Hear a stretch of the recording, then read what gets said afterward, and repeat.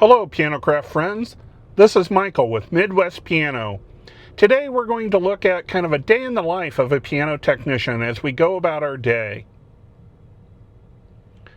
So today we started out at a church that I had serviced last year, and so my expectations was that it should be close to being in tune, and everything should be fairly normal.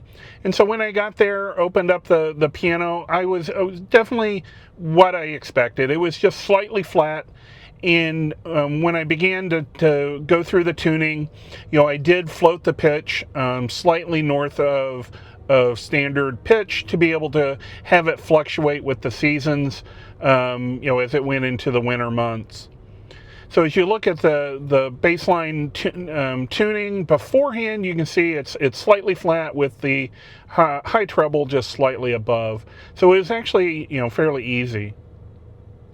The second piano was actually a piano I hadn't seen before, and it actually was quite surprising. It hadn't been tuned in over 10 years, but it was actually sharp overall as opposed to being 20, 50, 100 cents flat. So again, because it is in the summer, I did float the pitch, a few cents sharp so that it could fluctuate. The other thing is you get to see some surprising guests as you go tuning, so it was a happy experience. And lastly, I had another piano that I hadn't seen before, and this is, of course, I got it from a friend, and you don't really know what you're going to find, but I was actually pleasantly surprised that this piano, for having been serviced in a while, was actually in pretty good shape overall.